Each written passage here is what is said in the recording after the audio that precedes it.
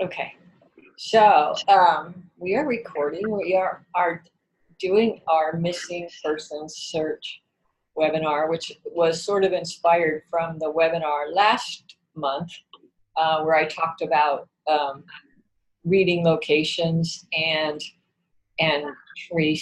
tracking people energetically. So that was a super fun class. Some of you, I still haven't gotten your recording links out. I apologize for that. I left and went on a search shortly after, and I've been trying to catch up ever since. So just like last time, this will be recorded. I will send you a link for the recording so that you guys have it. And you are welcome to shoot me questions or emails if I don't get to you in class. I will try to answer everything while we're here, but if something comes up later and you want to ask me, go ahead and shoot me an email. People have better luck on Facebook, but you can shoot me an email. My email box is just ridiculous. Okay. Any questions before we start? I'm going to pull up our PowerPoint, get organized here. Okay. All right. So if you guys are ready, I'm ready. I could talk about this subject in my sleep because obviously this is like 90% of the work that I do. So it was interesting putting it all together today in a way that sort of takes you through the entire journey. So I'm excited to share that with you. It's a long, I made a little joke when I said we're going to cover a lot of ground. Nobody got it. But I cover a lot of ground when I'm doing searches. On the last search, I hiked 15 miles in the rain. So it's not always glamorous like people think. Okay. I got to share the screen.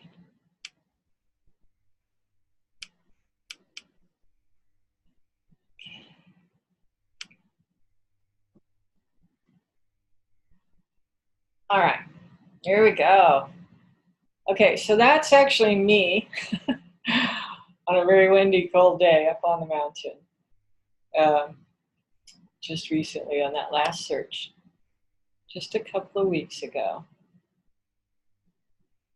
Okay.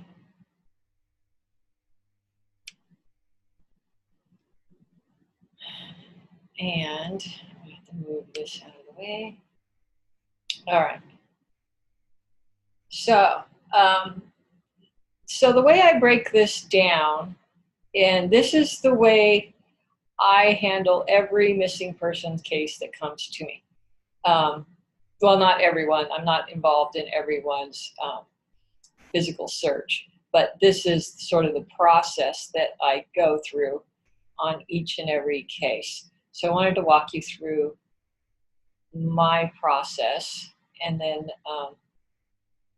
like I said, every once in a while I'll pause for questions so you guys can ask.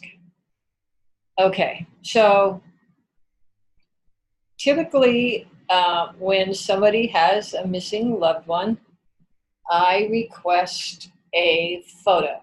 I can do remote viewing. I'm trained in CRV, so I can also take a case through CRV as well.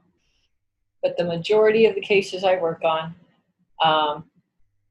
I do request a photograph of the missing person. I usually request a few, actually, because I have found that some I resonate with and some I don't. So for whatever reason, some pictures I just really connect to, and others I have difficulty with. So I usually request a few different photos of the missing person to work with. And I'm not going to go into tons and tons of detail about how the intuitive part works, other than I am going to go through some procedure stuff with you. So, so the first step is describing locations. The second step is, and I'm going to go through each of these. So the first step is describing locations. The second step is the map work. And then the last step is the actual search. So I don't nobody steps foot out there on a search until tons and tons, hours and hours of work has been done prior. So that's sort of the process that we go through. Okay, so the first step obviously is describing the location. Now this is all intuitive. You don't want to know, you want to know as little about the case as possible, which is why remote viewing is a great tool for this kind of work. If you are what we call front-loaded, meaning you know something about the case, you're in danger of having your intellect jump in and sort of interfere with your intuition. So just know that that is a risk you take in having too much foreknowledge about a case when you take it, because the more you know, the more ammunition your logic has to jump in there and make noise. So a lot of people feel more comfortable having, because they're feeling insecure or wanting to make sure they're on the right track or that kind of thing. Honestly, you are going to do your best work when you don't know the case, when you are more blind. I know it's scary and it feels like free falling, but I'm telling you, you will do better than if you have a whole bunch of information about a case that you try to work on. So no matter what I'm doing, if I'm working totally blind in CRV or I'm working in psychic mode, I still don't want to know very much. All I want to know is, what do you want to know? Generally, that's all I ask them. What do you want to know? If they tell me they have a missing person, they want the location, that's what I do. And that's all I want to know.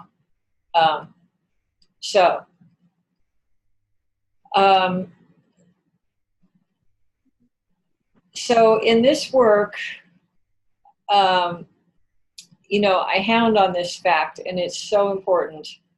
And you'll only understand it if you get out there and do a search yourself, how important details are.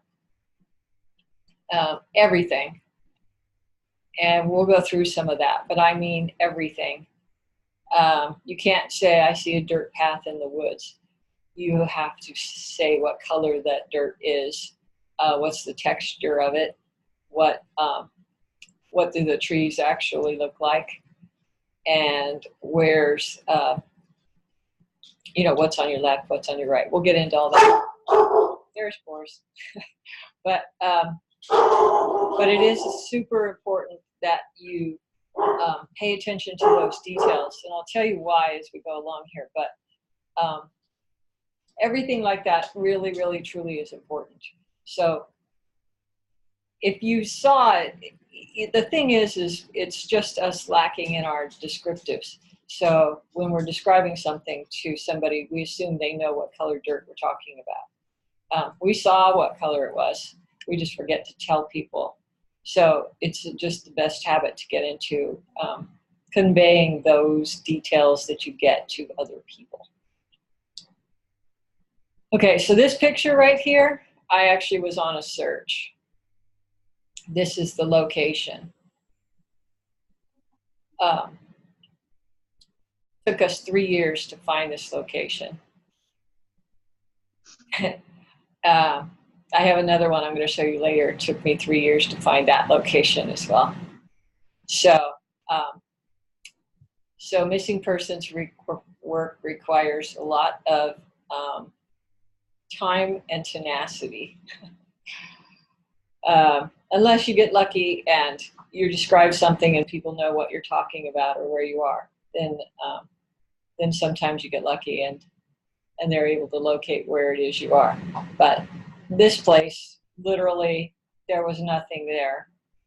The only reason I found it was because there off to the left, outside of this picture frame, is a lighthouse. And turns out to be the only lighthouse on the coast there.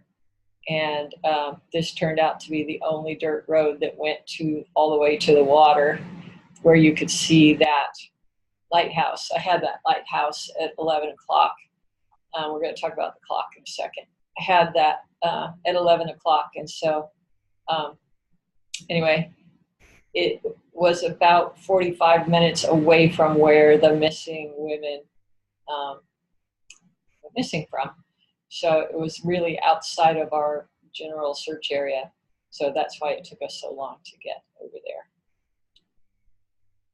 Okay, so every detail.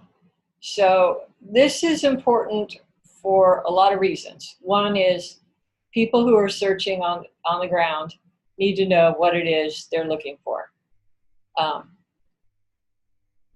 So you need to be able to describe what you actually are seeing. And like I said, you have it in your head, but you may not be conveying. You could say that you see a brick building, but if you don't tell them it's a red brick building and what the roof looks like, etc., things are going to get lost in translation. So this is why you'll hear me harp on details constantly. But here's the other thing. Detectives tend to be skeptical. So and they have a joke, and I've heard it over and over, but they go, let me guess, you see the body near water. They're always going to say that.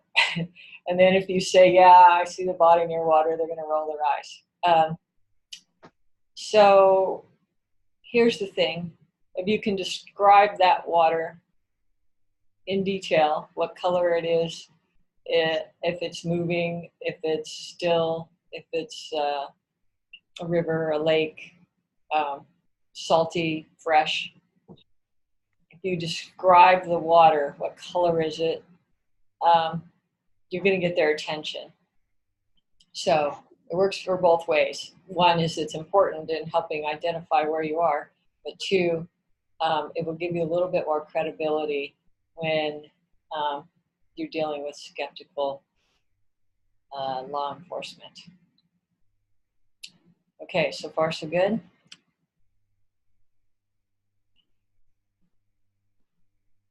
So you know what it was about this location, besides the lighthouse over here and the dirt road that went and ended at the water and all these tule weeds I saw? I actually saw these 3 trees.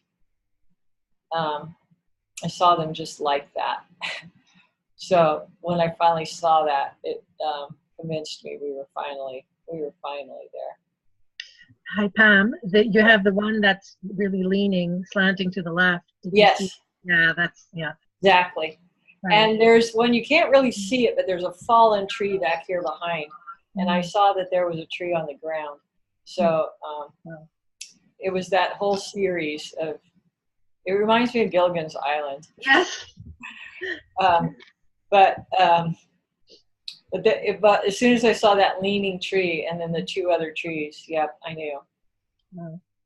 So these are the kinds of details that you really have to train yourself to pay attention to.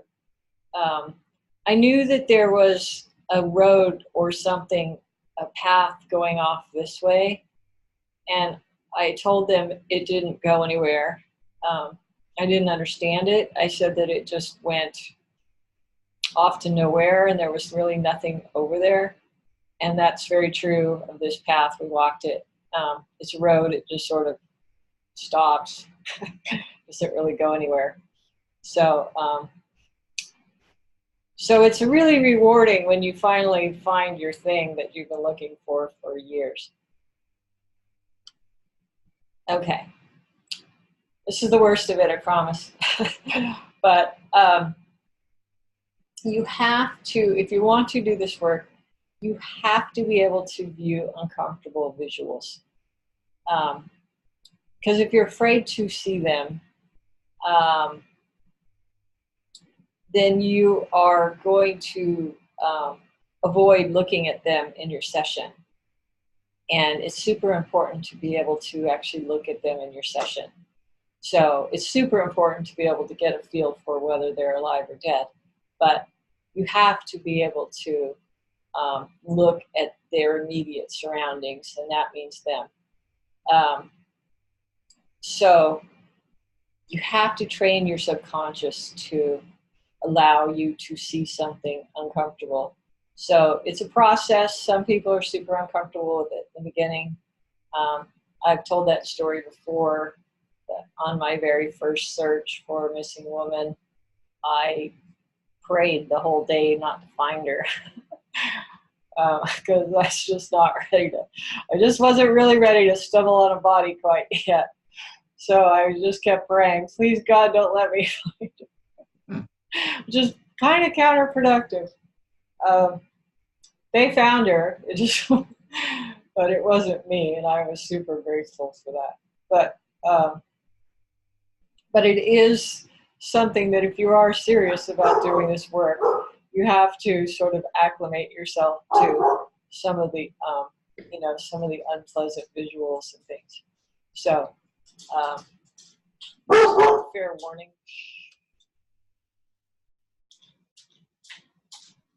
Okay, so this is the little Google man. I love this guy.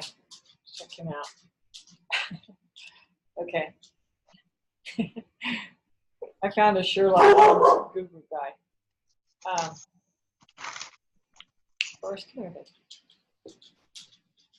Okay, so first things first. When you have a missing person, in order to figure out how the search is going to go, you've got to figure out if they're dead or alive. And this is the biggest bugaboo for all intuitives. I do workshops all the time. I could have 20 people in a class, and 10 will tell me they're alive, and 10 will tell me they're dead. And detectives have the same problem, and they tell me the same thing all the time. This is why they get a little frustrated with us. So you can always take my classes and learn how to do it. There's a lot to it. It seems like it would be an easy thing, but it's actually quite challenging. And I have found that mediums and closet mediums, people who don't realize they're mediums, actually have a harder time with dead or alive than other psychics. So you would think that doesn't seem logical, but because they're so used to talking to spirit, I just see I spelled something really, really wrong there. Physical location. Okay, so if you, where was I going with that? Sorry. What was I saying? About the medium. Oh, dead or alive. Yeah. So mediums, are used to speaking to spirits, and so it can be confusing for them whether they've got somebody's higher self, or or somebody in spirit, and it can be super, super confusing for them. So what do I teach my students to do? Stay focused on the current physical state. Stay focused on the body. So you will actually hear me say CPS sometimes. And what I'm telling you is stay focused on the physical body. Don't worry about where the spirit is, what's going on. Stay focused on the body. Because that's basically what we want to know about, right? So, current physical state. I want to know what's happening with that person right here, right now. So, what I typically do when I'm working with a photo is I take myself to them where they are right now, wherever they are in time and space. I literally take my consciousness to where they are. And that's why I have to be prepared to see unsightly things. Maybe I'll see them sitting on the couch drinking a beer. playing video games, but maybe not. So I do take myself to their current physical location. I don't know how I messed up physical location. So, wow. Okay. This is what happens. I probably didn't have my glasses on. All right. Okay. So, like I said, you have to be willing to see them in whatever state they may be. Different people have different methods. You know, some try to feel if they're warm or cold, if they're breathing or not breathing. And like I said, you know, I teach classes on that all the time, on how to determine dead or alive. But it's something that I take really seriously. It's not something I want to get wrong. I've spent a lot of time perfecting it. It doesn't mean I'm perfect, but I have worked really, really hard to be as accurate as possible about it. And obviously, it plays a large role in how the investigation is going to unfold forward. Pam, Yes. what course is that we should take then regarding dead or alive? So we do that. We practice that in my beginning psychic detective class, which Okay, I'll be great. offering in June, by the way. Good. The live version. So we practice and practice and practice that in class. Thank you. You're welcome. And it's just super important to me to get that right, because you've seen on TV some of the horrifying things that happens when a psychic gets that wrong. So, but you know, I don't want to be in that position, one, but it's just so important to me that I check it over and over and over as many ways as I possibly can before I even come to any kind of conclusion on whether I feel like a person's alive or not alive. If I see bones or something laying in the woods, then you know, I have a pretty strong impression they're not alive. But time is an issue. Some people will not see them in current time. They'll see them in past activities and think that they're alive because they're seeing them in their day-to-day life that they were doing things. Which is why I constantly say, be sure to ask about their current, right now, this moment, current physical state. Because I have a lot of cases that come to me that are like Amber Alerts or things that are really, really new. And it's important to be able to sort that out. Okay. So, the clock method. So you probably will not hear anybody else talk about this. This is something I sort of developed and something I use religiously because I have a problem with north, south, east, west. I don't want to worry about north, south, east, west when I'm in a session. I'm not good at it in life, and I'm not good at it by subconscious, not good at it either. So, so I refer to everything on the clock.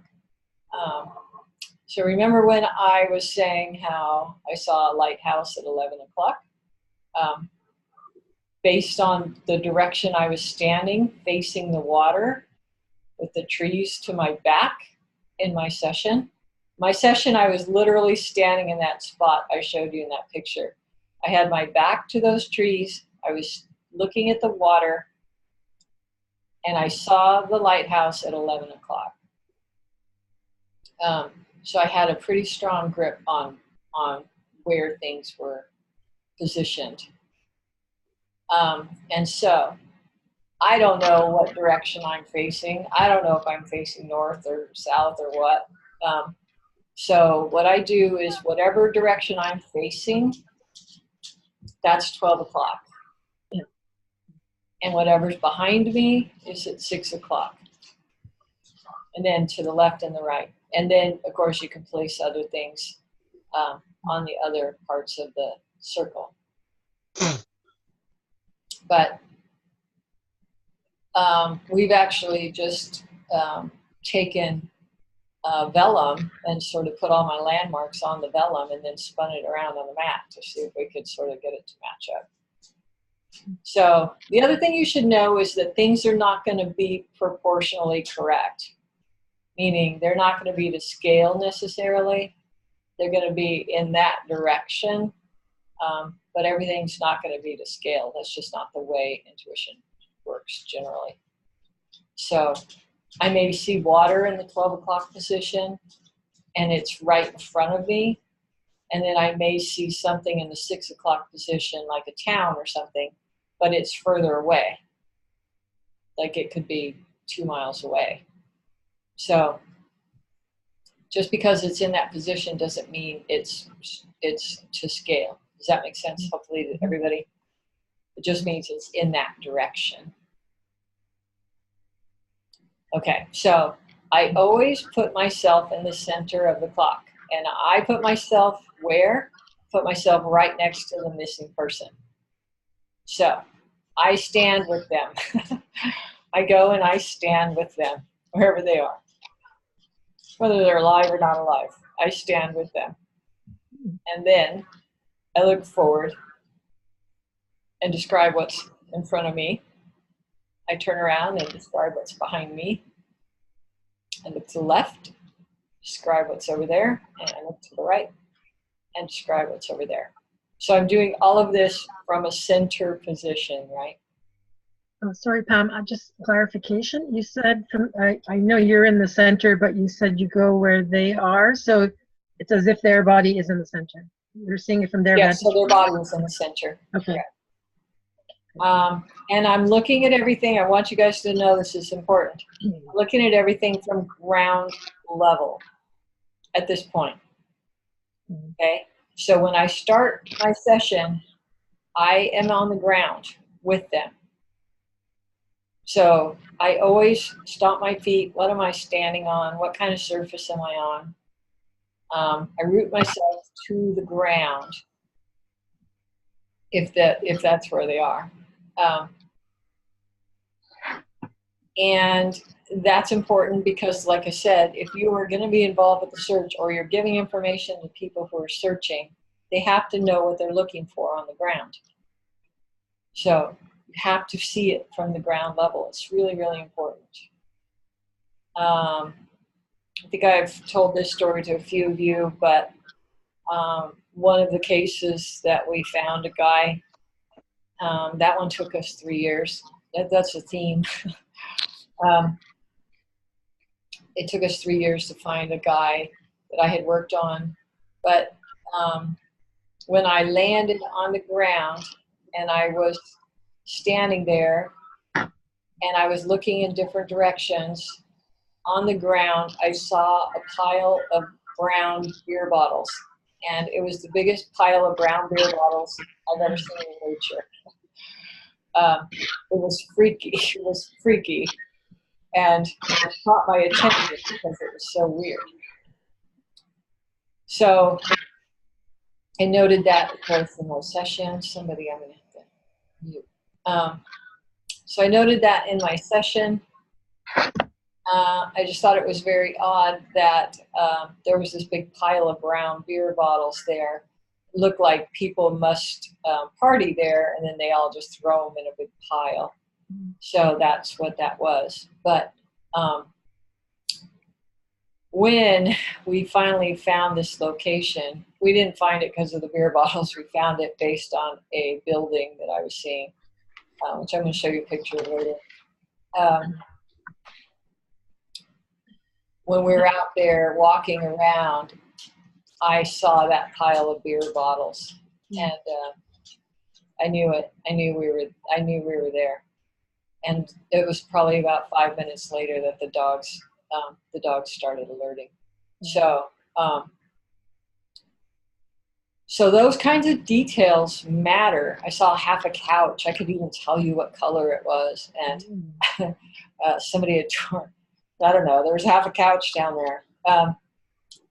And so I look around as if I was there, standing there looking around. And so I do my best to describe things as if I was, you know, literally standing there. Everything that I can see, if there's McDonald's wrappers on the ground or whatever I see on the ground, whatever color the soil is, if it's rocky or sandy or pebbly or powdery, I make note of what the dirt is like, what the bushes look like, etc. All of that's super important. It's tedious and time-consuming, but it's super important when there's somebody out there actually looking for this location. Excuse me, Pam. Do you think the subconscious put your attention more on things that are strange and unusual, that stick out, like the beer bottles, to help you? More, yeah, I know that works for me. Okay. I've tried to train myself to just see mundane things, but I also know that my subconscious will pick out something that I find kind of weird or interesting. Mm-hmm. And it's cool because once I'm out there and I see it, then it does, you know, catch my attention. Okay. And in that fact, sometimes there's not much, like that first picture I showed you. It was a tree leaning over. You know, it was like 3 trees that looked like Gilligan's Island to me. And that was really all I had. So sometimes there's not a lot of stuff to grab onto. Okay. So if I ever talk about the clock map, this is what I'm talking about, because you won't probably hear anybody else talk about a clock map, and you'll be like, what are they talking about? This is a clock map for me. It's just a way of laying out spatially where things are in relation to each other. Mm. Okay, it has nothing to do with what direction, north, south, east, west. Pam, I use this a lot in my work, the clock method, because I work with people that are blind. Oh, cool. And I use it as an orientation technique. So it's really effective. It's very precise. Awesome. Because if we just do general, like left, right, it's never that precise. But the clock method, it's really precise, I find. Interesting. Very cool. Yeah. So this is actually a sketch. You'll see, I put this up here because I wanted you to see I am not a good sketch artist. One. So you don't have to be either. It's really just a matter about getting your point across. And my poor truck, the wheels are facing the wrong direction.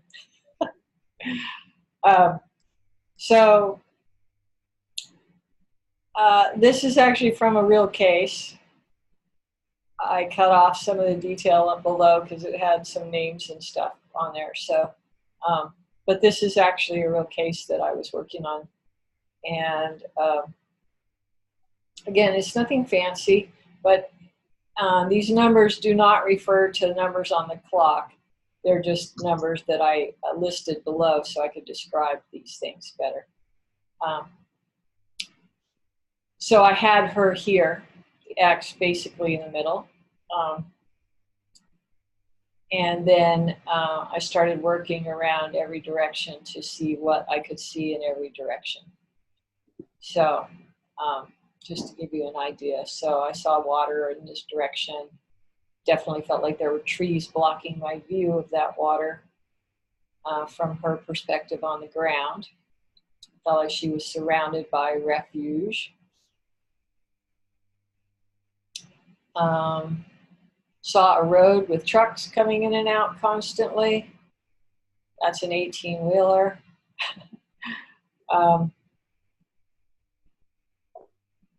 Saw this, which we're going to talk about that too later, but it's important if you note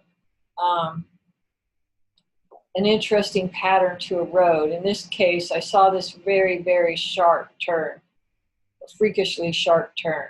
And so I made note of that in my sketch, that there was this really weird sharp turn there. Some sort of tanks or holding tanks or something. Can't remember what this was.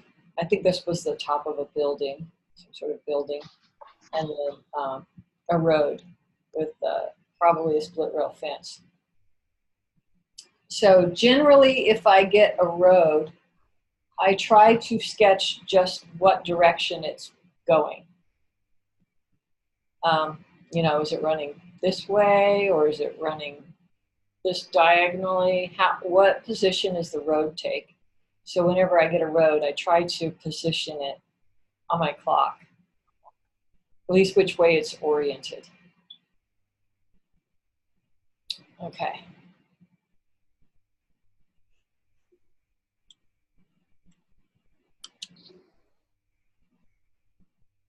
So once you've done all of that, remember, standing on the ground with the person, looking in every direction.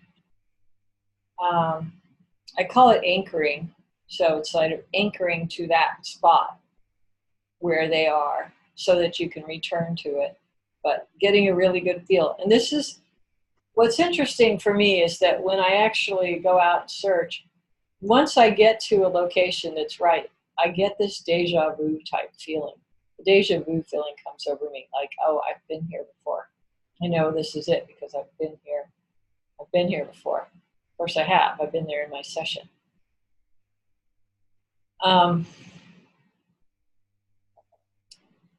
So once I've done my land on the ground, so the steps, of course, are determined whether we think they're dead or alive. And then go to where they are physically right now in time and space. You want to make sure that you're setting your intention that you are in current time. And then you've described every direction and everything you see from the ground level, looking around and pretending like you're going to be the one that's out there on the ground looking. Then you're going to take a bird's eye view. So, so you can just set your intention, tell yourself what we do in remote viewing called the move command, and say that you're going to move up 100 feet in the air and look down. And a lot of times it happens before you're even done asking. You just put your intention that you're going to go up and look down, and your view will shift. Okay, so this is where things are going to present to you, such as a sharp angle of a road or a curvy road, or that there's a whole bunch of green in one spot, and then maybe some sort of round circle brown thing. All of these things are really important when you start looking at maps later and you're trying to find your location. So I call it the Google Eye view. So you want to spend as much time in this bird's eye view as you can. And you're going to sketch all of these landmarks, man-made and natural. So that's super important. So some people think that the only landmarks are man-made. That's not true. Man-mades are great if you're lucky, if there are man-mades. But if there are no structures, you're going to have to rely on natural features. So whatever you find interesting, even if it's just rows of fields. I sort of have a nightmare case where I have that in Kentucky. It's just all looks the same, all of it. Which is my worst nightmare, really. any case where I have that everything looks the same like that is just really difficult. But you know that there may not be anything very interesting or specific to grab onto. So make note of what you do see. There's a big green area up the top, or there seems to be some structures, etc. If there's a body of water, you want to make note of that. If there's a road, you want to make note of the road. Sorry, Pam, could you follow, like say you have like all repetitive fields, like you said, the landmarks, it all looks the same. So could you just do a move command then to the left or right to get out of that, like to get a better idea of access? Yeah, so what you do, I always think of it as sort of a bullseye. So the missing person is in the center of the bullseye.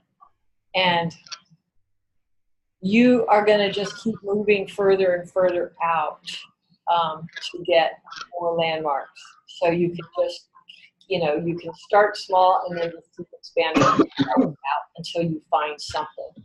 Eventually, you're going to find a town, or you're going to find something to grab onto it. So that's how I always think of it. I always think of it as sort of a bullseye. So I'm going to start in the middle. I'm going to start in the small center, describing the middle, and then I'm just going to keep expanding further and further out until I actually grab onto something, find something. Thank you. So remember that anchoring concept, that you can always go back to where they are. So if you start exploring, we're going to talk about exploring here in a second. If you start exploring, you have to be able to get back to where they are so you don't get all disoriented. So if you, if this was your visual that you got, and you're interested in this set of buildings over here, I wonder what that is. You can go back down on the ground and go explore those buildings, right? And get a feel for what those buildings are. What do they look like from the ground? What is their purpose? Really describe the exterior of those buildings, or any buildings that catch your eye, any of these landmarks. You can go back down to ground level and examine them a little better and view them from the ground level. So I joke about this a lot, but it's really true. If there's a donut shop within miles of my missing person, I will know it. I will always smell. I'll smell donuts. So you may, you want to pay attention to. I forgot to say that when you are down on the ground with your missing person, you want to smell. See if you pick up any smells. That is one of the things that came through when I was on the one that I'm pretty sure was a refuge dump. You may all of a sudden smell farm animals, or pizza, or donuts, or heaven knows, you may smell a field of growing something growing, like onions. We have onions that grow here. So it's really important to pay attention to smells too, and sounds when you're on the ground level. Listen to the location. It's really important to listen to the location.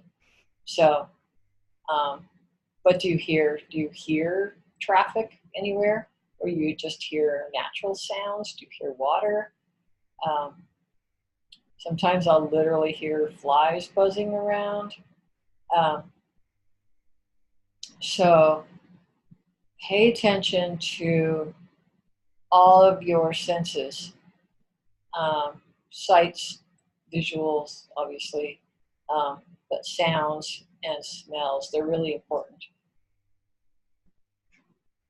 Okay, so like I said, you go up, you get the bird's eye view, you sketch out the position of things, you look for any landmarks that you can't see from down below, but then you can go down and examine things that you see while you're up there.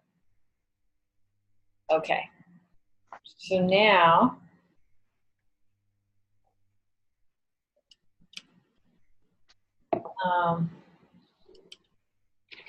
you're going to ask for, once you've done all of that, you're going to ask for other landmarks. And this might be what you were getting at, Marilyn, too, is I will ask for the most recognizable landmark within 3-mile radius. Whatever it is, I don't care what it is. I just want to know what's the most recognizable landmark within a 3-mile radius.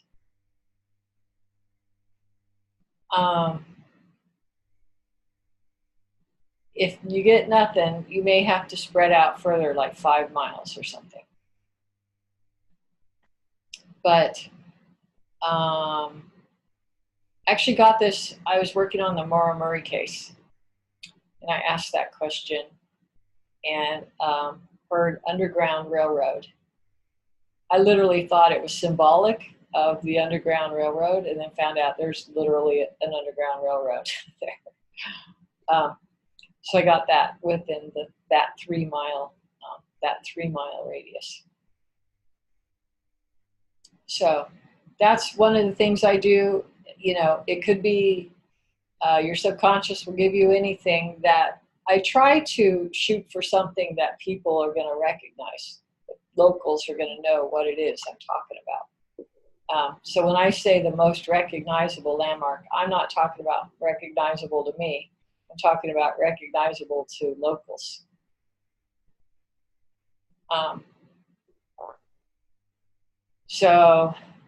These are all examples of things that have come up for me when I asked that question. Pam, I have a question. Okay. The church, like on the front of the church, looks like a plaque. Could you actually go, say you see a sign, could you actually go and read it? Yeah, or a name of something, a store? Yes. So there's a lot of controversy around that, being able to read signs. I think it has to do with the belief system. So I have read signs. I didn't see what they said in my mind's eye. I just knew what they said. Mm. So some people think that they're actually going to have to make out the letters and see it in their mind. The times that I've been able to read a sign, it was more of a knowing. It was more of a psychic sort of thing? Yeah. Okay. I just knew what it said. I'll tell you this other funny story, because it was my mentor, Bevy Jagers, who was a well-known psychic detective, and she's the one who trained me.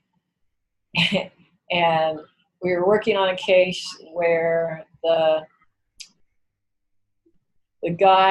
killer had taken some jewelry, and I was really sure he had pawned it off at a pawn shop. And I'm describing this pawn shop. She says, well, describe this pawn shop to me. And I'll never forget this. And I said, it's got big plate glass windows, the sidewalk in front, there's big plate glass window, there's words written on the front. She said, well, read it. And I said, I can't read it. I can't read. And she goes, okay, fine. Turn around and tell me what's across the street. I said, okay. So I said, oh, there's a church over there. It's a 4-square church. She goes, how'd you know it was a 4-square church? I said, there's a sign on the front. Wow. She goes, turn around and read the window. I still couldn't do it. But I think a lot of it is a belief in whether you can or you can't. I think really, literally, that's what it is. Whether you believe you can or you believe you've been told that that's impossible and you can't.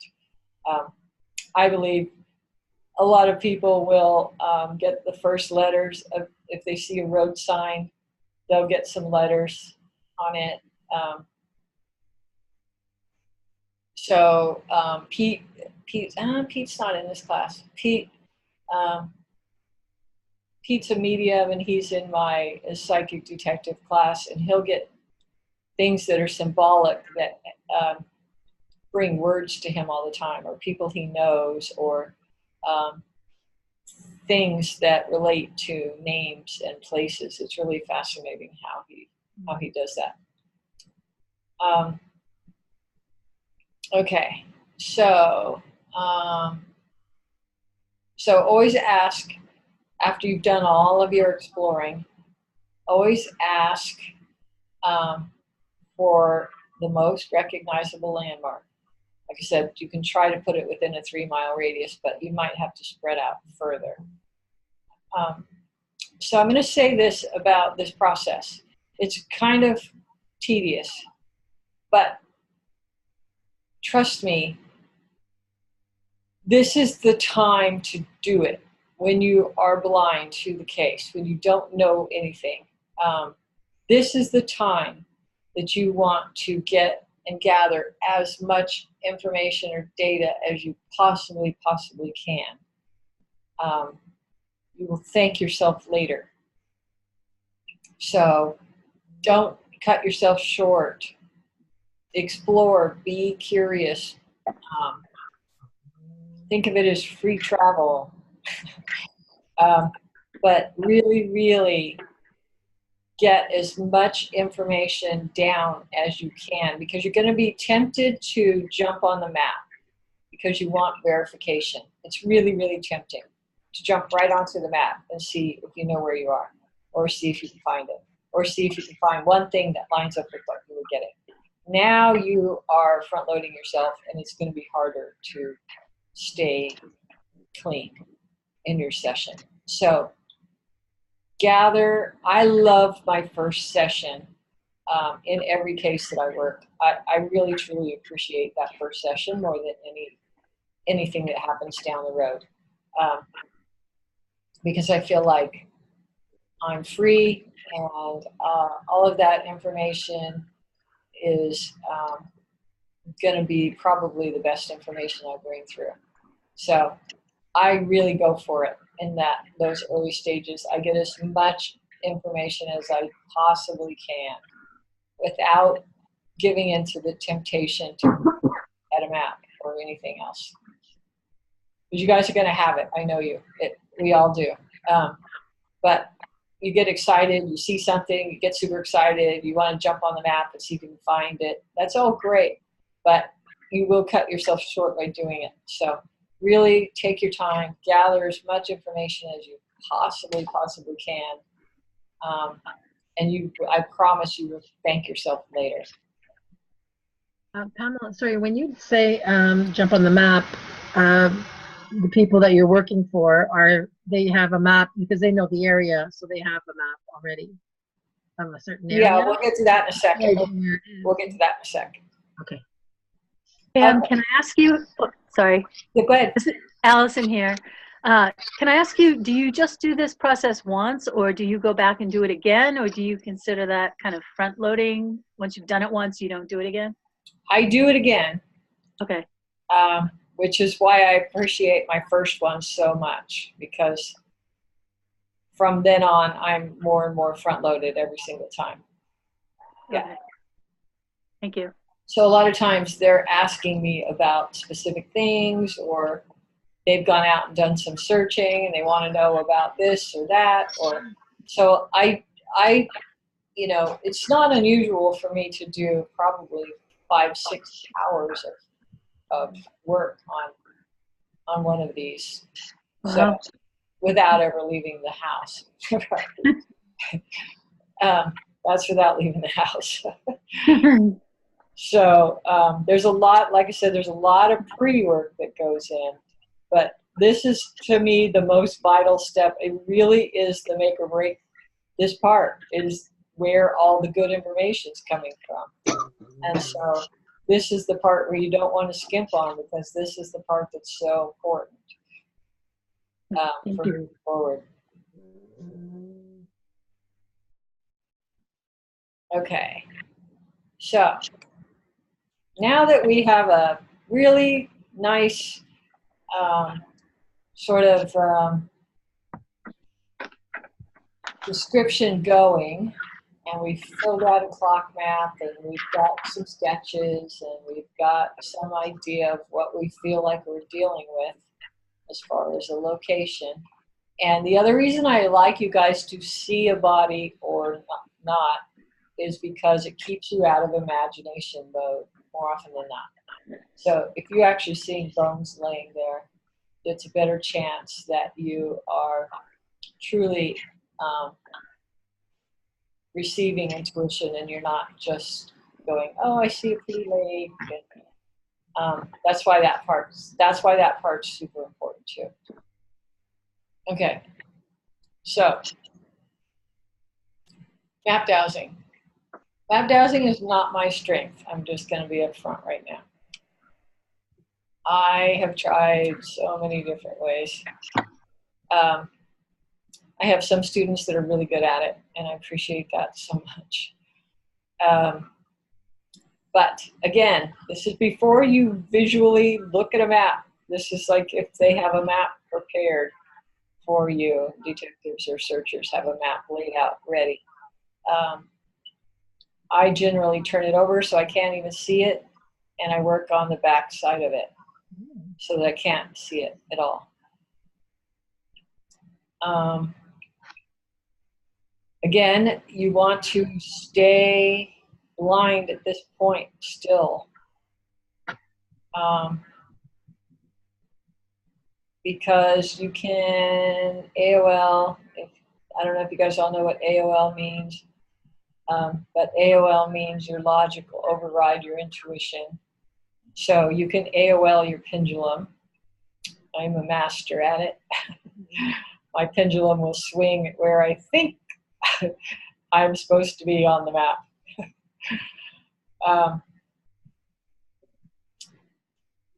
This person in this picture is not me, but she's using a ruler method and a pendulum, looks like. So I do teach some of these classes too, if any of you guys have not done any kind of pendulum work or dowsing work. You know, the only way to get better at it is to have somebody help you with a target that they know the answer, and of course then you do your work, and then you compare it and you get your feedback and see, make adjustments and see how far off you are or how well you're doing. My favorite, I do okay with the ruler method as far as gently dragging it across the page until it stops or feels like you've hit a bump or something, and then you draw a line there. And you do that coming from every direction until you sort of triangulate a little area. Or you can use your pendulum. I like to use my wrist. Actually, that's the most effective for me, is I actually just run my wrist back and forth across the map very slowly, just about an inch off of the page, and feel if I feel anything tingling or a cold spot or a hot spot or anything that feels abnormal. That's how I tend to try to work with the map.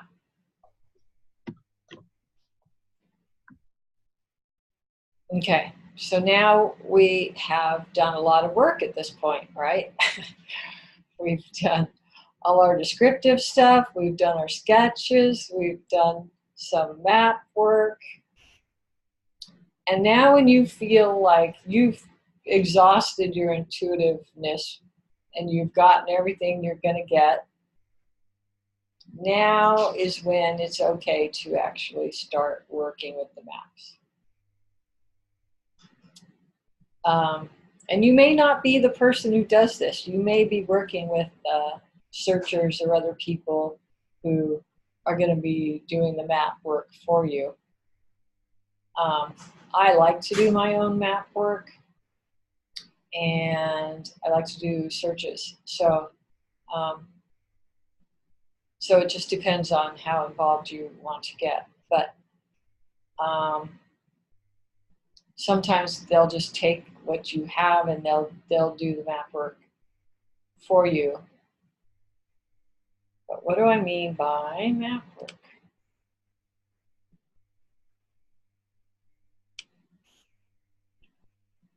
Okay. All right, so this is just a map. Now begins the tedious part, the tedious task of researching maps. Okay, so Google Maps and Google Earth. So Google Earth is really a cool thing because, you know, back in the day we didn't have it, and the only way to search was to search. So it's actually pretty cool that this tool exists, especially all the satellite footage and stuff. It doesn't mean I'm going to find a body on Google Earth, but what it does do is helps me to eliminate or narrow down a search area until I can find a place that I feel like we need to go to in person. So now I'm going to take all that raw data that I gathered during the intuitive phase, and I'm going to go into a more analytical phase here, and I'm going to start trying to locate some of my landmarks and things on the map. And then I will get on Google Earth, and really you can zoom down. It's incredible how you can zoom down on Google Earth and look at things. And get a feel for whether this looks like what you thought you were seeing or not seeing, or you know, you have images in your mind and you may describe what you're seeing to other people, but they may not really get it exactly. It's sort of like, it's kind of funny because, you know, I've been working on a missing hiker for quite some time now. I think I've been on it for about a year, and I said, and interestingly enough, all three people that worked on the case said the exact same thing. They said he's walking on this trail, there's a big boulder on the right, and there's a drop-off on the left.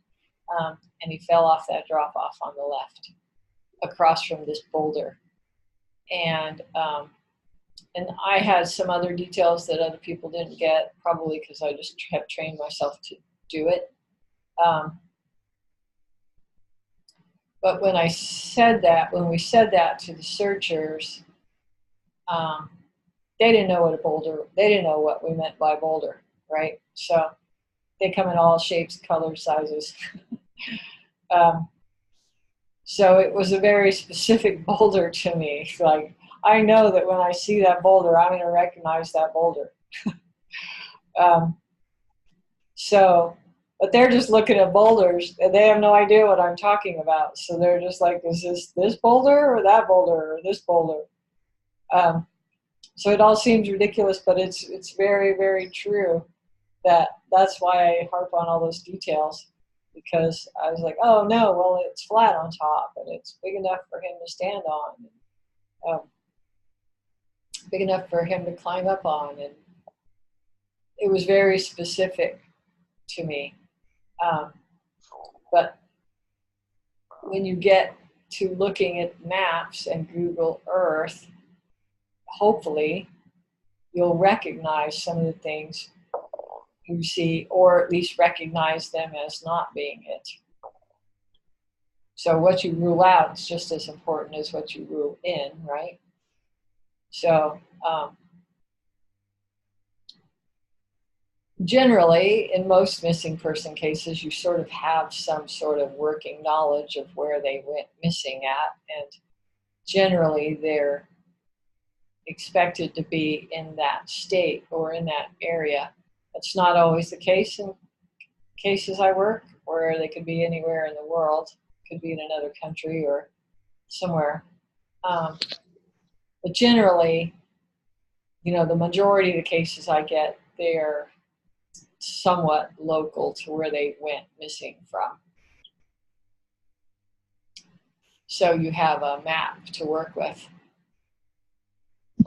Like I said, you may get kidnapping cases, or you may get something where they've been transported a long distance or transported across state lines or something like that, which makes it all very tricky.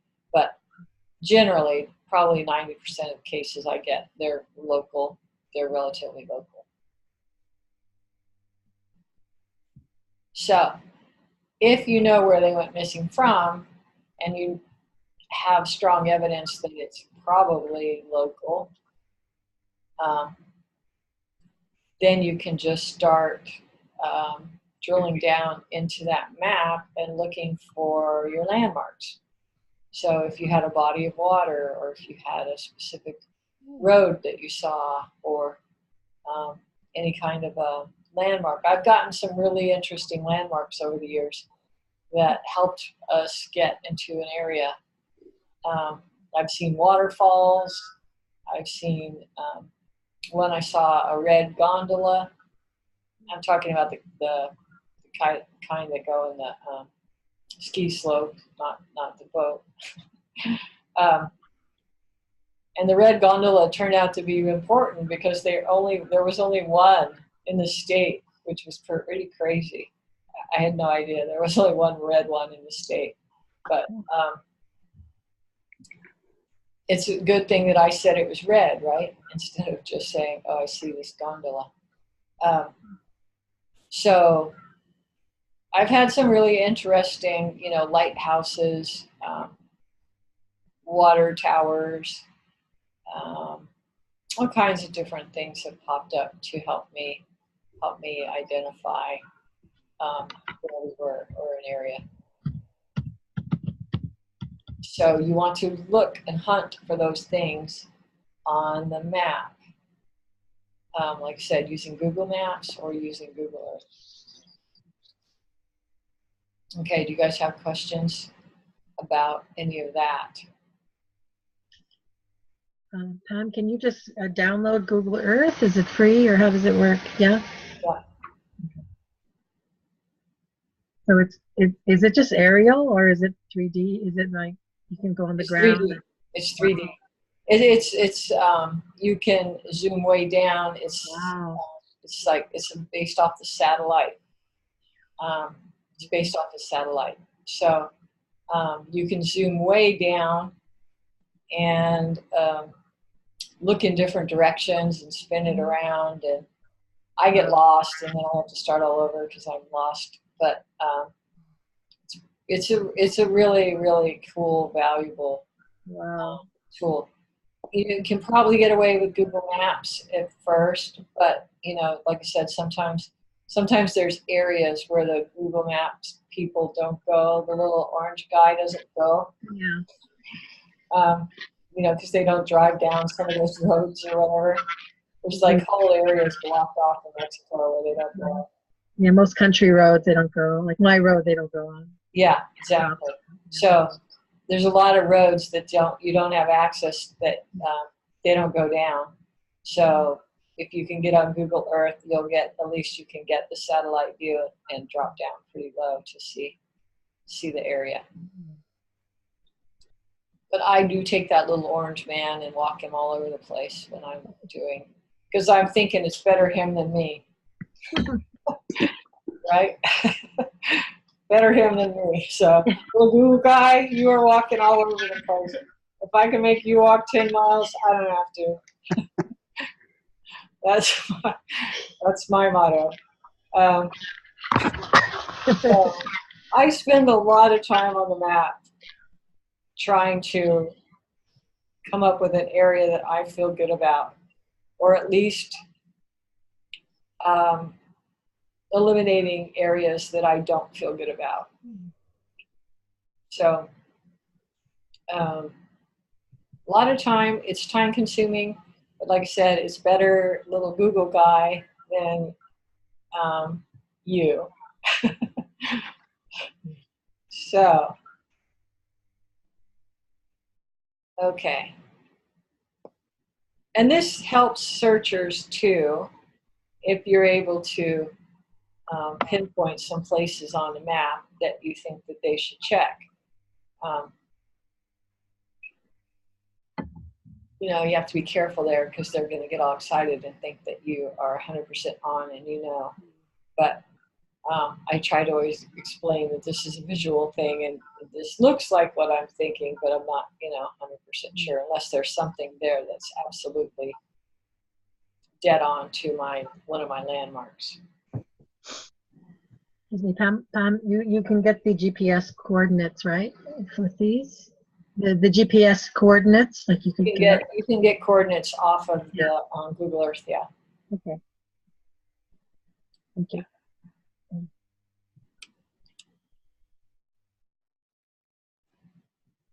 Okay. Chat. If you can't find something based on your description, don't expect law enforcement to. I know, I'm like the Grinch right now, but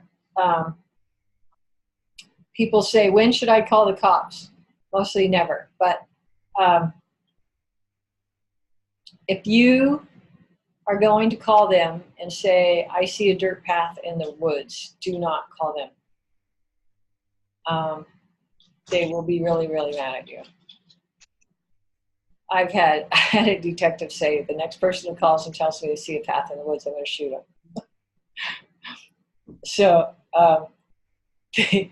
they aren't amused by that. We think we're being super helpful, but they think that's just maddening and ridiculous.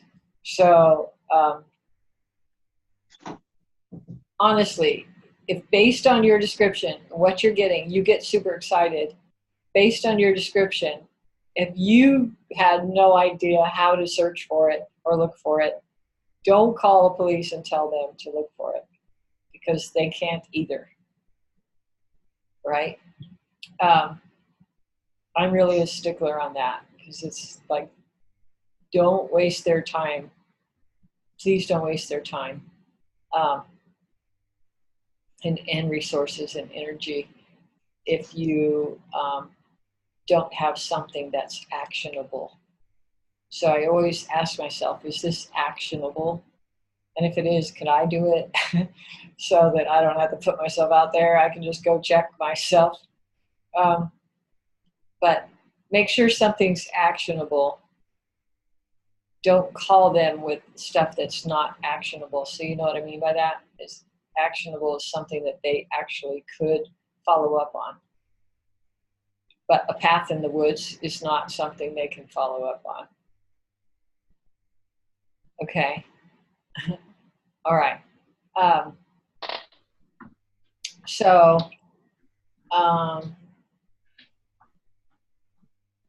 just some real life stuff here. Because what you're going to discover if you ever do get out there and do some searches, and this is, I encourage everybody to do it. And I encourage you to do it because it will teach you everything you need to know about what you need to get in your sessions. But even to this day, and I've been doing this for 20 years, even to this day, it seems easy on paper. You know, you'll have your little clock map and you'll have all of your impressions and you'll go, I got this, I got this. And then you get out there and it's hard. And it's vast and it's huge and it's really difficult. And even if you get to the right spot, a lot of times this is what you're dealing with. So I'll walk you through these pictures here for a second. So this picture here on the left is my introduction to a briar patch. I never knew what a briar patch was till I went to Maryland. And now I know. See all those weed things? They're thorns, and they are vines, and they grab onto your legs, and they wrap themselves around you. If anybody has ever saw Little Shop of Horrors, I think was the movie, where the plant grabs you. So they literally grab your legs and wrap themselves around you. So remember the place with the brown beer bottles? Mhm. This is the place with the brown beer bottles. So what we're doing in this picture is we're pointing to where the dogs were alerting. So we got the dog alerts. We got 9 different dog alerts. Different dogs, different days, different conditions. And that was a horrifying thing because of what we were looking at right there. So that's just real life in the kind of things that you face when you get out there. Yeah, nobody wanted to excavate that thing. The state, nobody wanted to do. We all argued over who was going to have to do it.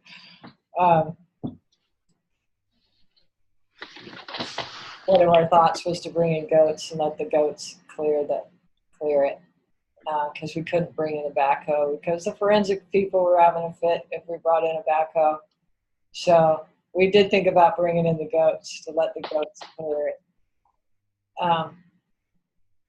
But this is a real world situation. This is the real, very common sort of situation and what you're dealing with when you're out there. So, so anyway, that is the location where we found all the brown beer bottles.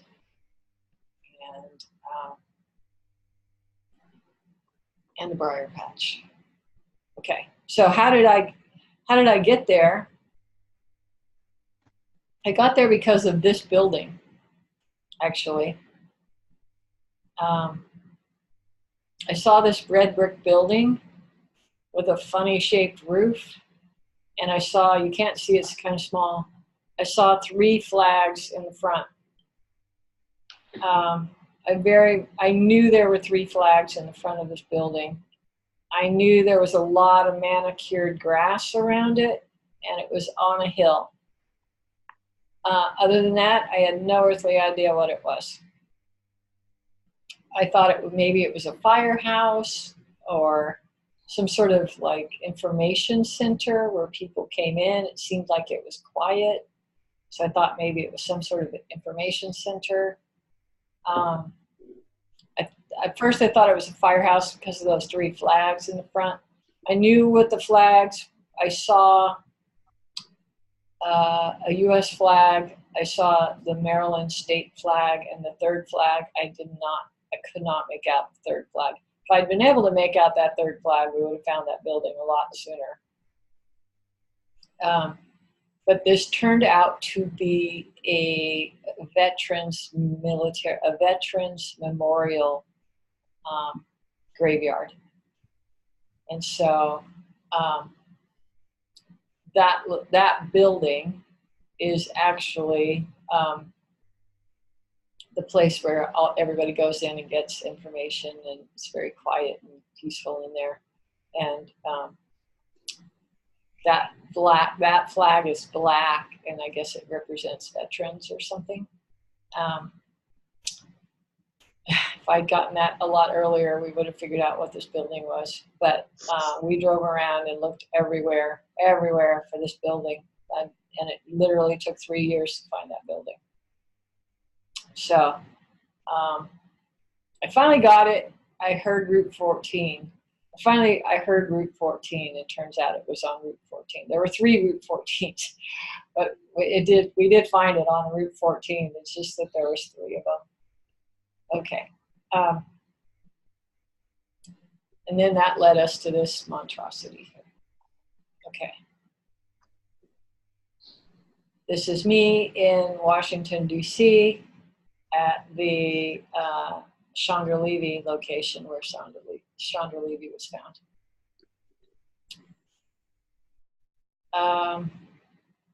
again, leaves, everything looks the same.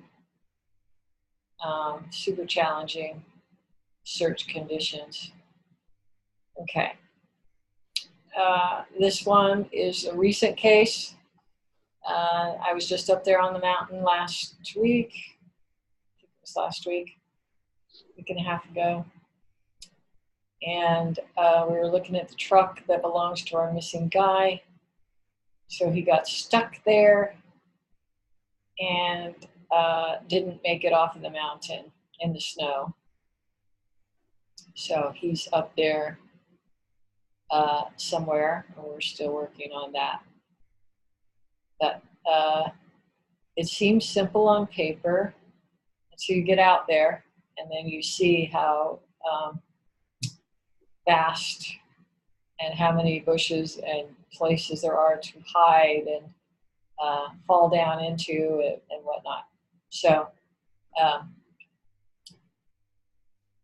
so this is one of the cases that I've been working on. And this is another case from Canada where I saw a concrete bridge with water underneath. Saw this certain type of railing, so I sketched the railing and the way I would see the side of this bridge. And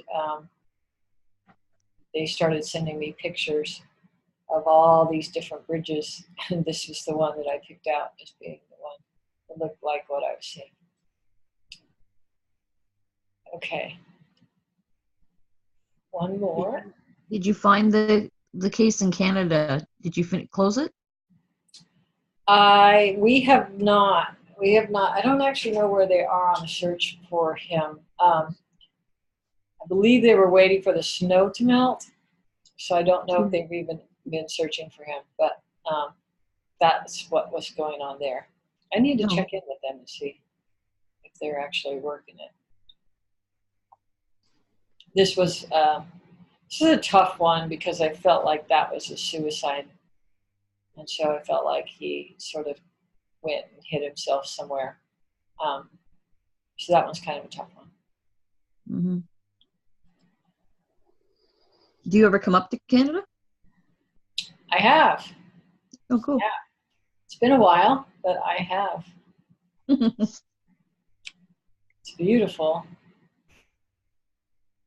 It's cold right now. It's cool. Yeah. Yeah, I'm wearing my hood in the house. Yeah, they, I think when I first started working on that case too, it was really the dead of winter. And so they were, all the rivers and everything was just totally iced over is what they were saying. So they were going to wait a little bit for stuff to melt and everything. So, you know, I joked about this with one of my search friends. I said, you know, we're super tenacious and we're stubborn. We work hard. Not a lot stops me. Snow stops me. Snow stops me. And it's not because it's cold. It's because there's no visibility whatsoever. So it's impossible. You can't search when there's 3 feet of snow on the ground. You can't. Or all the rivers are frozen over or whatever. So snow does sort of halt all search stuff sometimes. That's true. Yeah, it's a problem. Snow is the one thing that we will just sort of, some places like Canada, Colorado, other places I've worked, you know, I always feel like we're rushing against the clock because we're trying to work when there's no snow and hurry and rush before it starts snowing again. So I always feel like we have limited amount of months to get some progress done before it starts to snow. So that's an ongoing challenge. You can actually see in this one there's snow, but not too much snow. Enough that it was pretty cold. It was raining. You can't tell in that picture. It was sleet. It was 40 degrees with 40 degrees, and it was like this rain stuff that wasn't snow and it wasn't rain. It was just this sleety, slushy stuff. I was a little grumpy on that day. And we hiked 10 miles, so I was even grumpier. But you can see our 2 missing posters here for our 2 different guys that are up there on the same mountain. I'm like, would you guys just find each other and one of you lead us to the other one? I don't know. 2 guys on that same mountain. So that's my dog with one of the searchers. He loves searching. Oh, you take your dog with you? I do. Yeah. He's not cadaver. He's not cadaver trained, but he loves going on searches. Well, I have a guide dog. Would that hinder any going on searches with her? A guide dog? Yeah. Probably not. Okay, just wondering. Yep.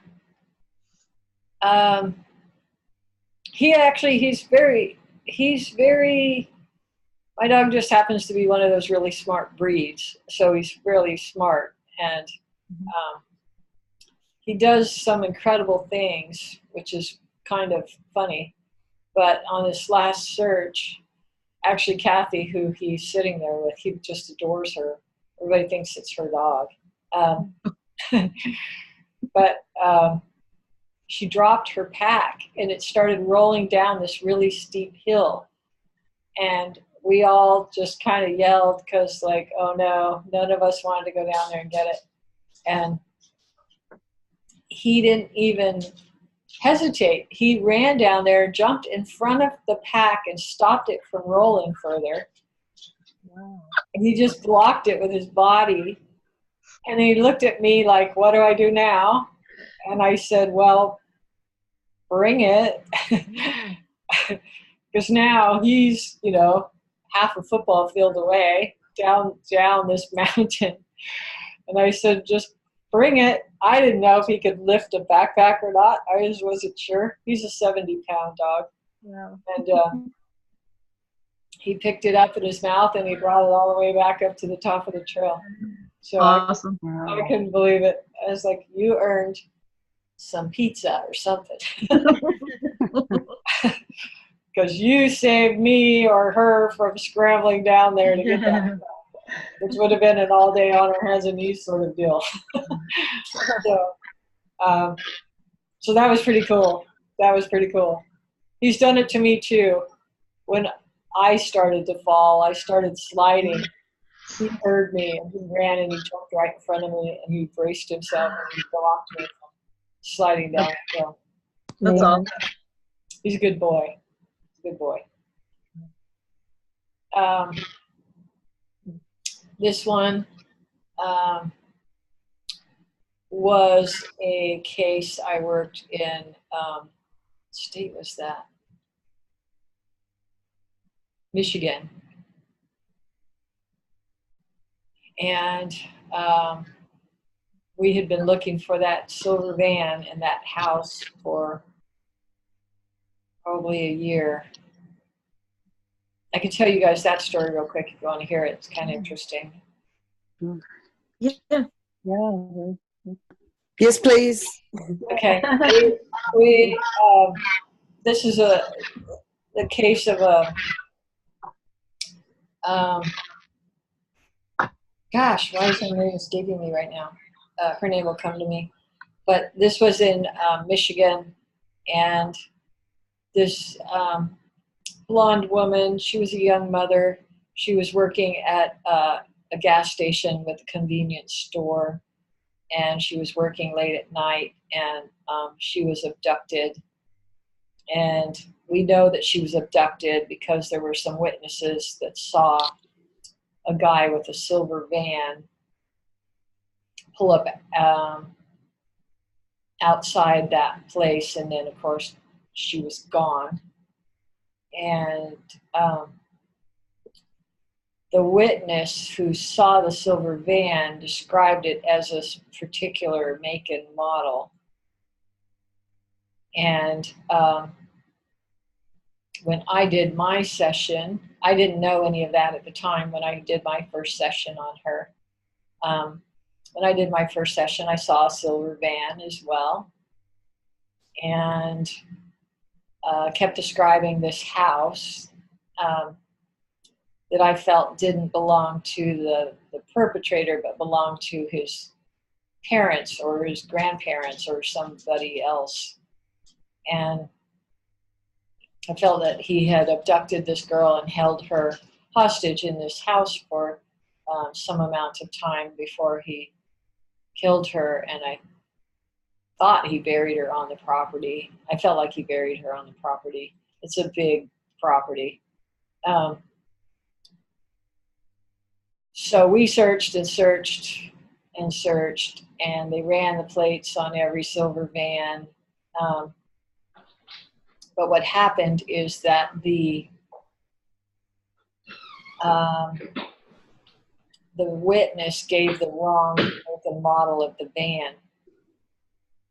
And I don't know why she was so set on that that's the type of van it was, but she gave the wrong make and model. So when they were running plates on all of the vans that matched that description in the area, you know, they just kept coming up on a dead end over and over. And in the meantime, we're looking for this house. I'm out there with the searchers and her mother even looking for this house. And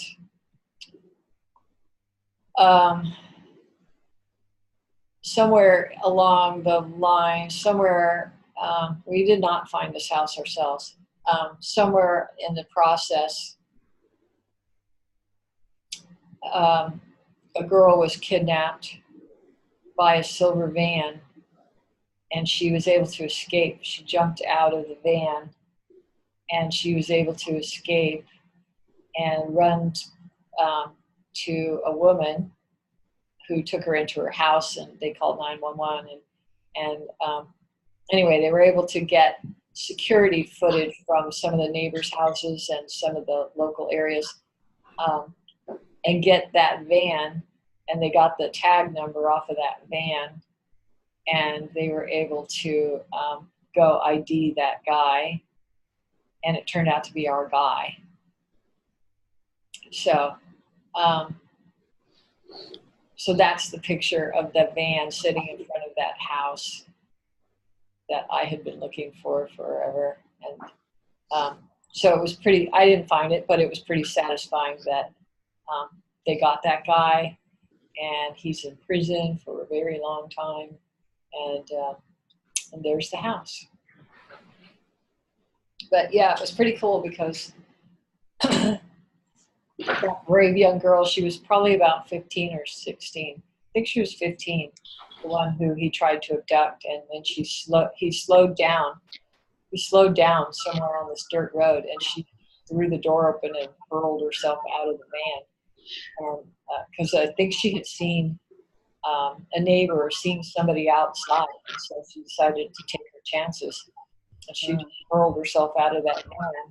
She did the absolute right thing, and ran screaming to that woman for help. And then she was able to pick him out of a lineup, a photo lineup later. So, pretty cool story. All right, and the last one is, these two are the ones who are missing that I believe are here. This is a little hut that they had off of a barrier island off the coast of Florida. And I went to that location last year and visited that little shed. And I'm really, really glad I did, because the tornado came and wiped it all out. Probably about 2 weeks after I did it. It's just gone. So I'm so grateful that I got to go while it was still storming and work that crime scene. But this location is federal land. And they got really, really mad at us for bringing a backhoe out there. So they've halted all they've halted. They were threatened to arrest us if we dig right now. Oh, So they said we could get out there with penetrating radar or something, but we are not allowed to do it. So this is a very small department. They don't have a lot of money. They don't have ground penetrating radar or somebody who knows how to use it. So it's a little bit of an obstacle right now, but we'll get there. Okay. All right. Any questions, you guys, on the process, on anything you want to know about the field in general? Can you hear me? Yeah. Hi, Russ. Okay. You'd mentioned, just kind of as a side, you wish they would find each other and guide you to the other. Have you had experiences where the being separated from the body assisted you? Definitely in one of these cases, I have felt that way. Actually, I have felt led, but what's interesting, the other story, the other David story, David's the guy here at the bottom.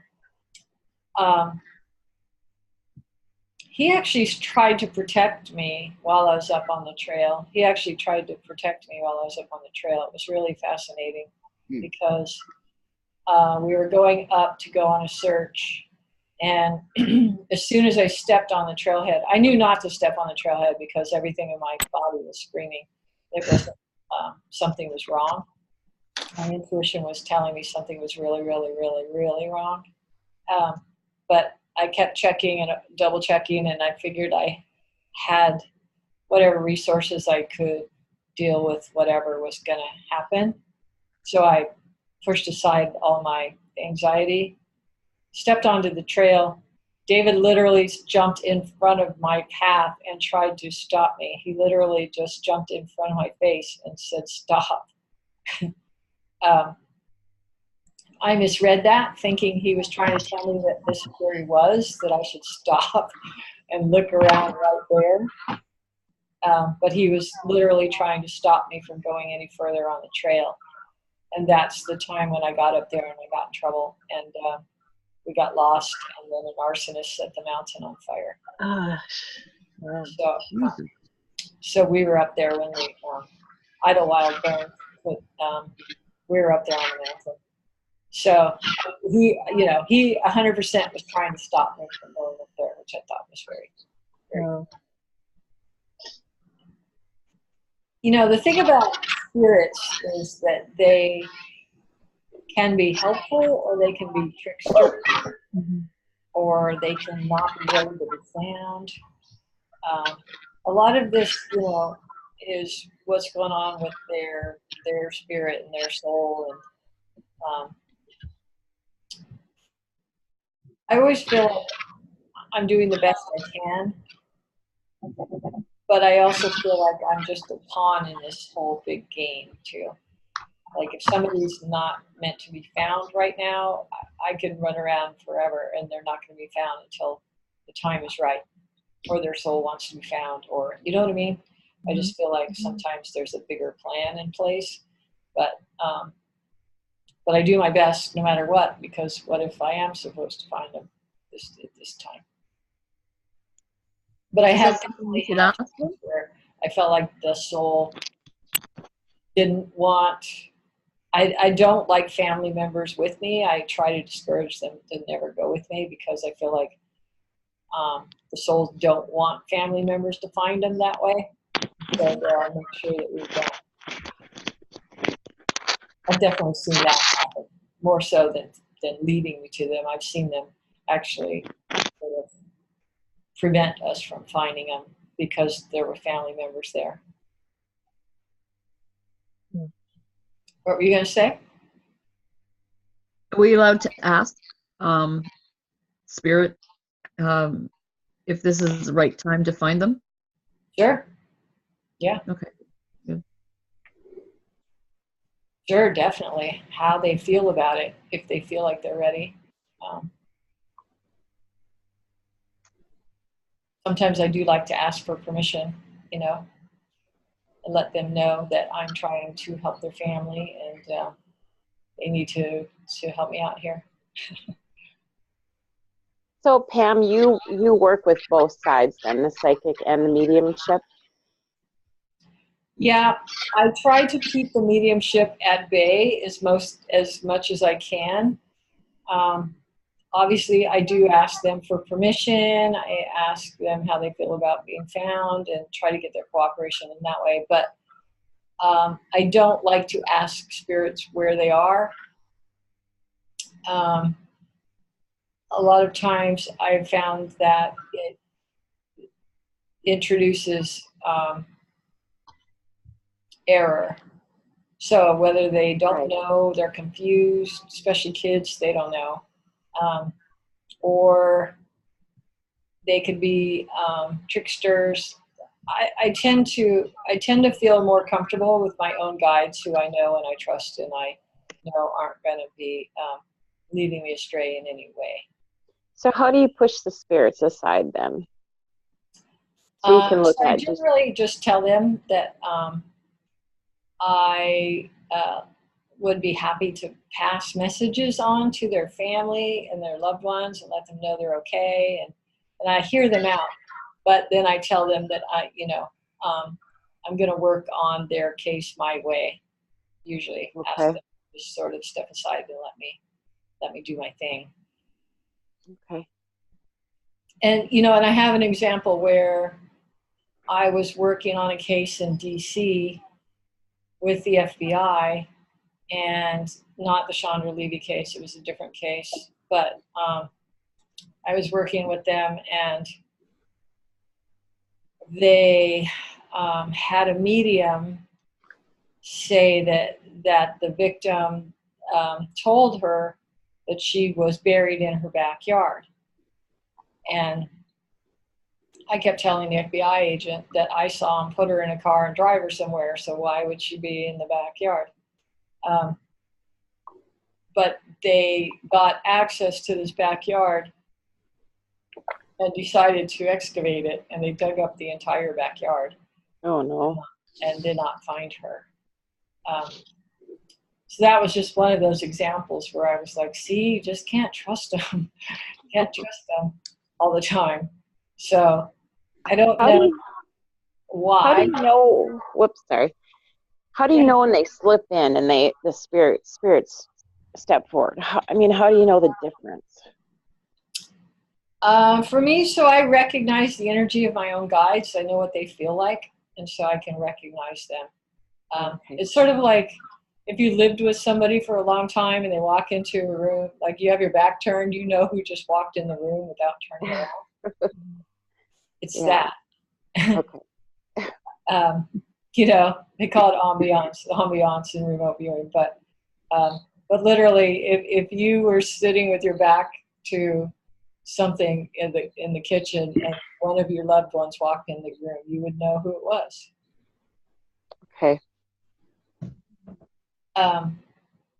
But I've just found, the mediumship thing, it's great for bringing healing to families and passing messages along and some people get some good information to help with cases, but I have found more often than not, I get conflicting stuff.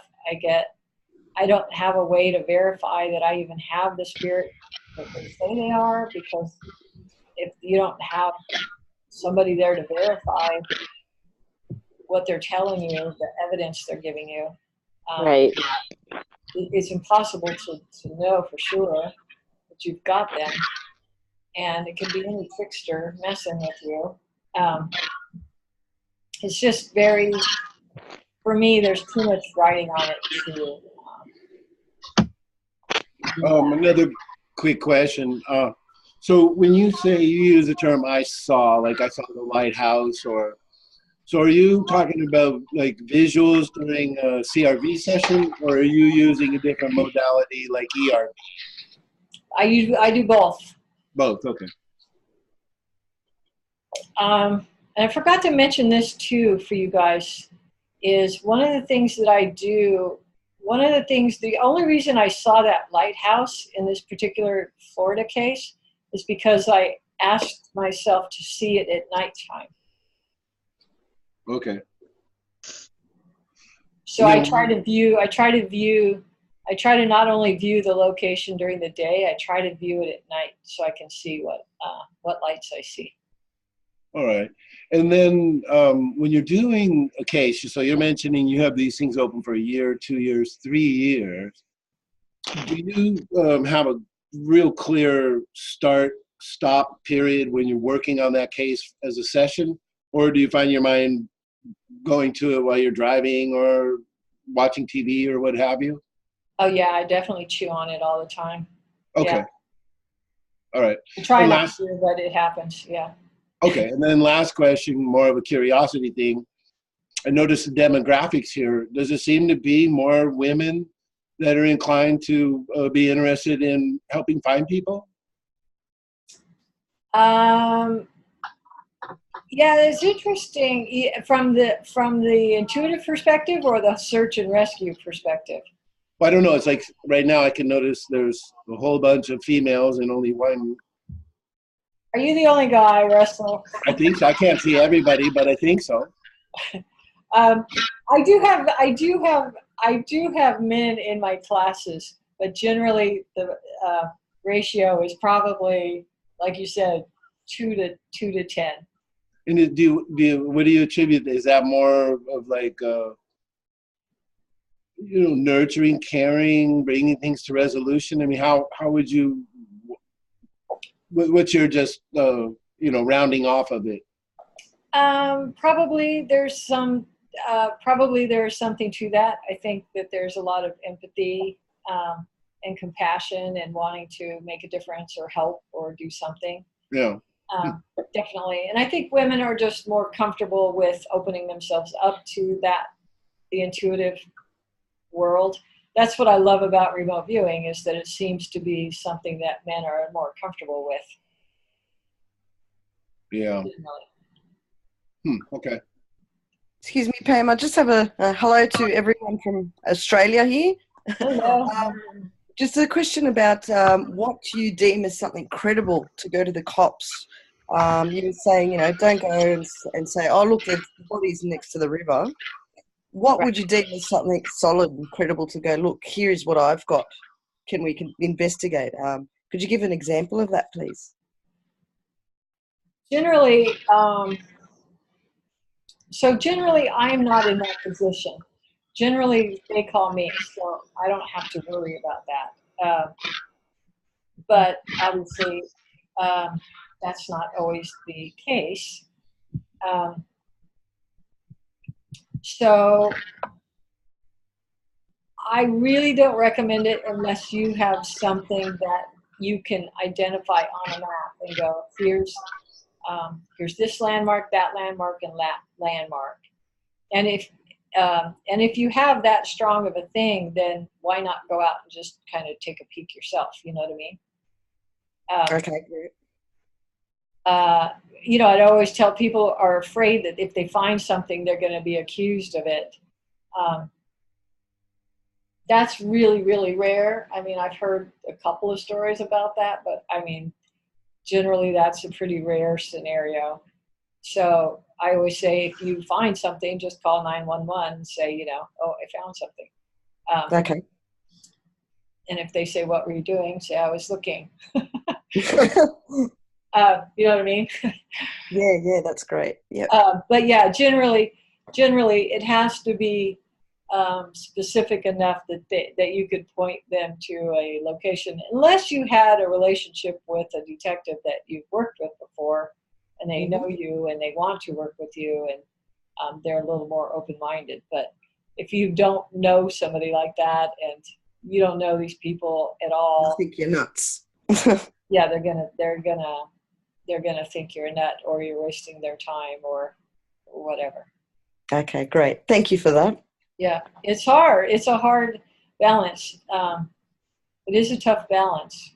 That's why I always encourage people to go look themselves. I mean, don't go put yourself in danger. Don't go out by yourself to a sketchy place. But but definitely, if there's something that you feel compelled to check it out. And then if you did find something, then just call 911 and say, hey, I found something. Okay, great. Thank you for that. Yeah, you're welcome. But it's, you know, a lot of people think that it's a short process. And like I said, it's for me, it's not unusual for a case to go 2-3 years before we find who we're looking for. And I have found too that generally it takes me 2 or 3 trips out there.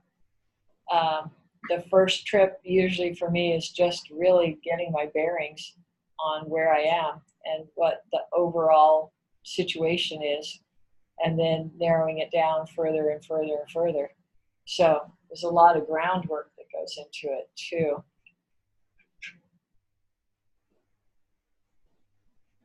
Okay, any other questions?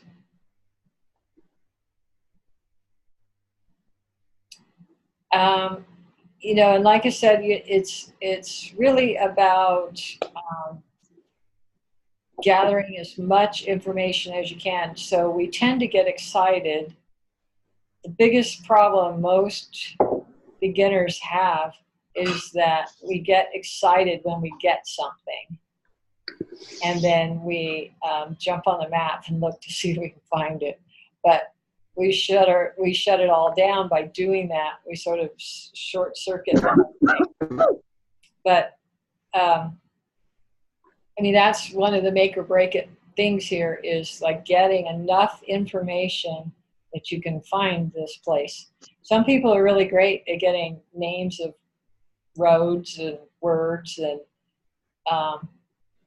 numbers and that kind of thing. And that's great too, if you get some of those things. But you also have to have a super strong visual of the immediate area, like I said, from the ground, because they have to be able to recognize it when you get there, when you get into the area. That's probably the number one most important helpful thing for searchers is that if you're just describing, you know, an area near a river, there's a lot of area near the river. So it has to be something that they're looking for. For you, Ruth.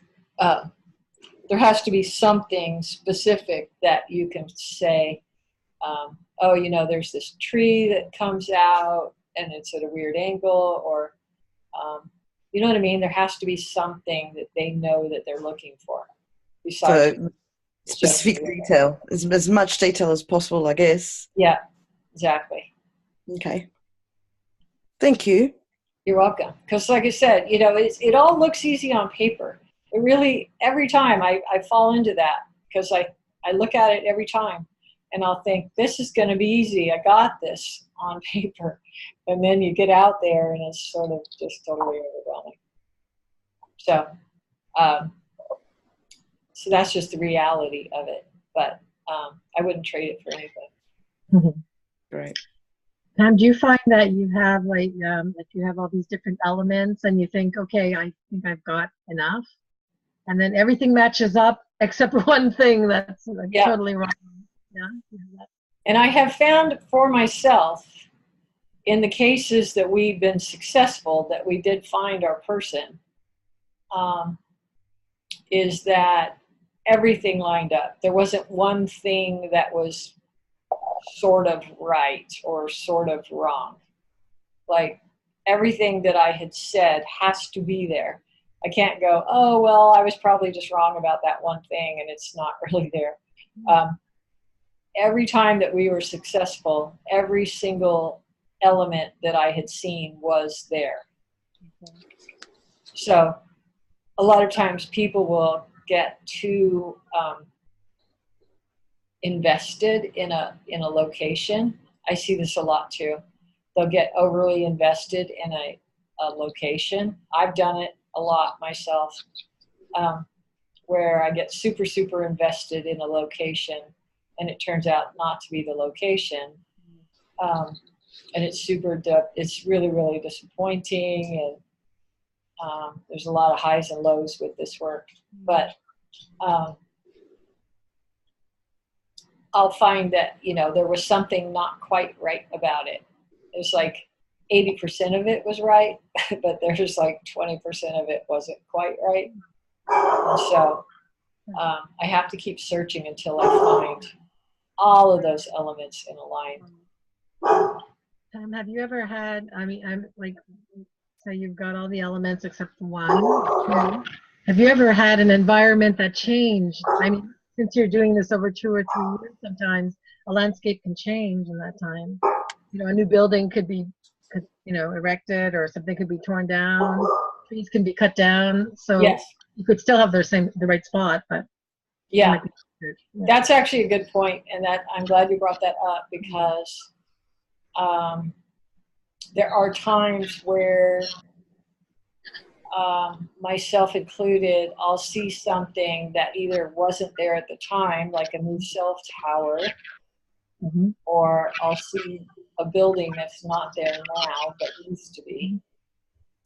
And so sometimes that is an issue as far as seeing things that have changed. The problem with David here that I've been working on up there on the mountain is that I felt like I had just gotten a fix on where he was on the trail when he fell. I really feel like I found it, or at least know where it is. I hiked every single trail on this mountain. Now there's 7. I've hiked every single trail on that mountain until I found the one that I feel is it. And then that big, huge storm came through and washed out all the roads coming in and out of that mountain town. And everything on the mountain has washed down into like the rivers and the washes. And so it's like the minute I felt like I got a fix on where he is, now I feel like it's all messed up because of that storm that came through there. It was literally a waterfall going across there was literally a waterfall going on the road, and it tore the road up. And it's still closed. But that's very, very disappointing for me. Because it's like we put in so much work and we got this far, and now all of a sudden it's just like it's all changed. And what could you do in a situation like that? Can you focus on something else besides just the landscape? So we brought drones, so we're bringing in drones. What we did was we got drones, and they're going to go through all those washes. The drones are going to go fly over all the washes. That's sort of our last resort before we call it a day, because I just don't know what else to do at that point. So is that why they brought in the drones, or do they often bring in drones, or was it because of the washed out? We brought in the drones because the territory is just too vast to cover on foot. We just can't. There's no way we can grid search. It's impossible. So we brought in the drones because it's such a vast area to search. But now, given the situation with the flood and everything washing down, at least we just have a concentrated area that everything's at the bottom somewhere. Everything's got to be at the bottom somewhere. Except for our guy with the truck, because he went missing after the flood. And he went missing after the snow, too. So we feel like we have a chance of finding him. But yeah, David, it's kind of discouraging at the moment just because of what happened up there with Mother Nature. And those things happen too. There's just things that are beyond your control. Give it your best. There's been times where I felt like literally looking for a needle in a haystack and wondering what in the world I was doing, and was I just crazy? and wasting my time, or really sort of doubting it all, wondering what the heck I was doing. And I had one of my guides come to me in a dream and say, maybe it's not the end result, but it's your actions that mean everything for the family. And I said, right. Right. That makes sense. We had a strange case here in Quebec. Sorry, did I cut you off? No. Did you finish your thought? Yeah. Yeah, okay, sorry. I'm in Quebec, and we had a case a few years ago. You may have heard about a young girl. She was 9 years old when she was abducted. And they found her, well, just her skull a few years ago. And it was some hunters found her. And they think that some animals moved her body, carried the, anyway, they only found the skull, but for some, I don't know why, I forget now, but they said they think some animals moved, so in that case, the body So that's could be very, very common. That's super, super common. That animals will go and disturb the remains, or weather will come and wash things down, or that kind of stuff. And, and of course you can view it current time. What's it look like today? Right. And try to stay with it. But yeah, those things happen all the time. That's kind of an expected thing. The other phenomena that's kind of strange I've noticed is that there's a big percentage of missing people who are found by somebody who's not looking. And I'm okay with that. If somebody were to stumble on David, I'd be more than thrilled. But honestly, sometimes it's like a turtle farmer or somebody who was just out walking their dog and their dog came running up with a femur, or this just happened. Sure. A guy, one of the cases I worked on, there was biologists down in the river counting fish, and they looked up and saw the car up on the side of the mountain. Wow. Honestly, it's probably I don't know if I could put a percentage on it, but it's a large percentage of cases that searchers, and not just me, but like search and rescue teams and the police and the dogs and the helicopters and everybody was trying so hard, and then some random person just stumbled upon them some other time. So that happens quite a bit too. So maybe that's when you were referring to the right time to be found, maybe it's a case of that too. Yeah. And sometimes I wonder if trying too hard pushes it away. I've thought about that sometimes. So I don't know. But I have found that to be super interesting, is that sometimes it's somebody who's totally not looking for them at all happens to stumble upon them. So it happens a lot. It's an interesting phenomenon. I have another question. More a comment, I guess. Kind of gruesome, but sometimes murders, the body will be dismembered. So you can have different parts in different locations. So when you're saying go to the body, how does that work? I mean, if I get that sense, I usually go for the skull. Yeah, that's what I figured. Because they have a better chance of identifying through the dental and DNA and stuff. So that's typically what I focus on.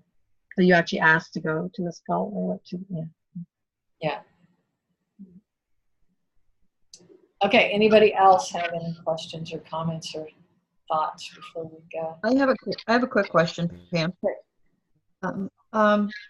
Now, when you are going to be do you actually give us cases, like closed cases, so that we can? I'm not sure if I asked this already or not, but closed cases so that we can verify what we got right.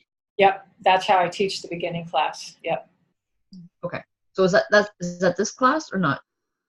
Not this class, but the beginning class, which is going to start in June. Perfect. Yeah, I give cases that are solved, well, mostly solved, at least most of it's known, so that you guys get feedback and can make adjustments and know whether you're getting it right or you're in imagination mode or what's going on. Perfect. Thank you. Yeah. Those classes that you're mentioning, did you say they're going to be in person or? They're just like this. They're on Zoom. Oh, okay. So I give like assignments every day on there, and then we get together and we talk about everybody's work on their. We go over their sessions and we talk about their work on those assignments. And is that on your website? Mm-hmm. Yeah. Well, it's not up there yet because I don't have the June classes up there yet. Okay. What do you have a description of the class? Yep. What's it called?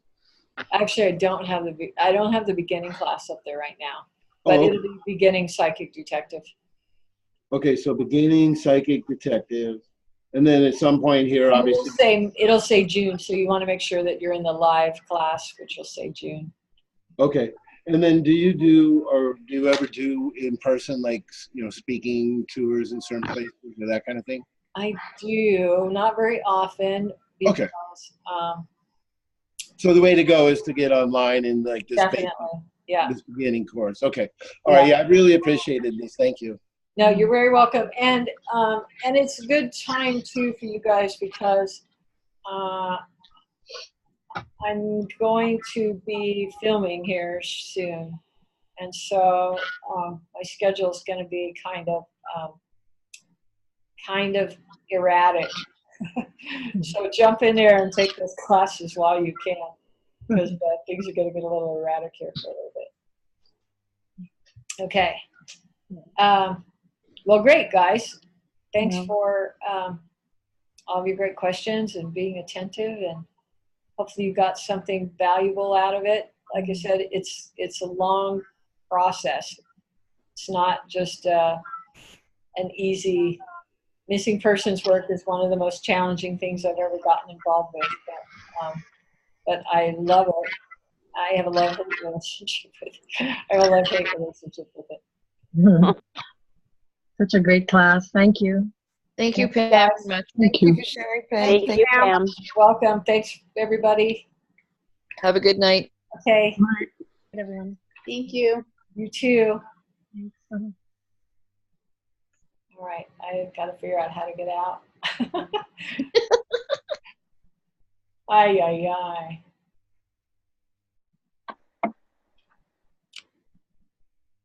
Stop recording. That's